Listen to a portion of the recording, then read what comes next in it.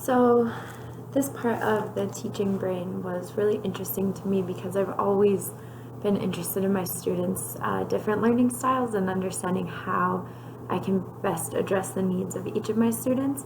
I've had a lot of ADD, ADHD students, and I think we all have in this generation due to the increased influence of media, technology, screen time, YouTube. If you watch a cartoon for more than 30 minutes, like, it sets off my own ADD where just because of the commercials and everything that's happening, it's no surprise that our kids have a hard time sitting still and paying attention. So it's up to us as teachers not to judge our students for this, because, well, that doesn't get us anywhere, but to work with them and see what's the best way to help them, right? And to get them to learn in their own learning style, not necessarily in our learning style.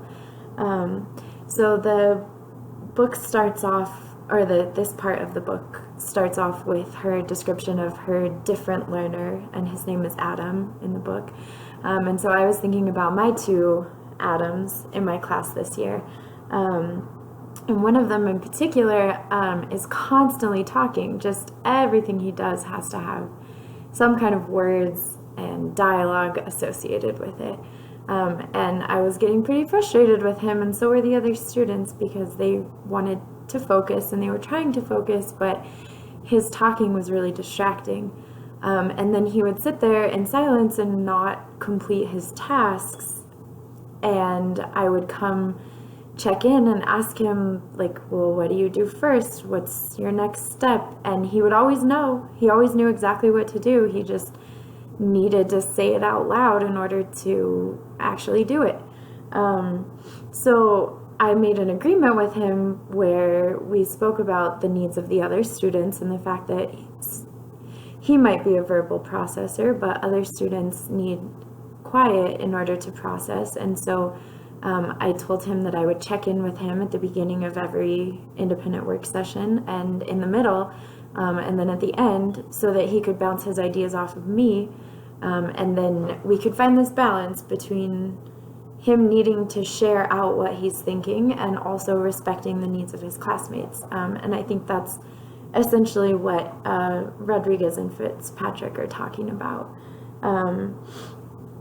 So I think it just takes stopping and asking the student and opening that dialogue can change the entire scene, from frustration and consequences and conflict all the time to an open dialogue like they describe, where the student can advocate for themselves and their needs, and the teacher can recognize the needs of other students and also help out those different learners who might not learn in the same way. And I think it's interesting what they say, that those vocal students are actually easier to teach than the quiet ones, because they're telling us exactly what they need. And so if we just stop to listen and talk with them, then we can figure it out. So the quiet ones are actually the really tricky ones, because, like they say, they might be getting good grades and might seem like they're doing okay on paper, but we don't really know what's going on in their minds, or, how they're processing. So my questions were, like, how do we start to identify the needs of those quieter students? I could easily work with my Adam and figure out what he needs, but then I think about my other student who doesn't shout out, and I'm like, how can I address that student's needs? We know standardized testing, obviously. There's just no way to test that. It's kind of more experiential. So I think of the fact, the authors talk about the brain as a dynamic system, and they compare it to, like, weather systems or history. And I think the classroom is exactly that, right? Like, it's a dynamic system in which there's a multitude of factors constantly bouncing off of each other, and constantly there's this interplay. And so I guess as teachers and as students, we are constantly evaluating and reevaluating and adjusting. And it's not like there's a recipe for success. It's not like there's one easy answer. Like, okay, you have a verbal processor, so you just check in with them and that's going to work for everybody all the time.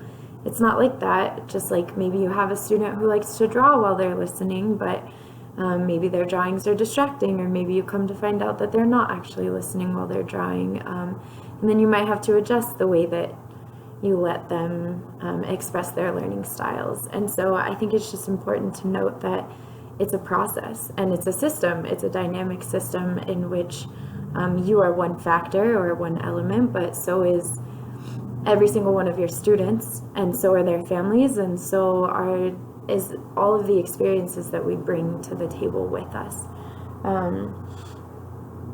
So I think those are my major points that I took out of it, questions that I have, and reflections on this chapter. Thank you.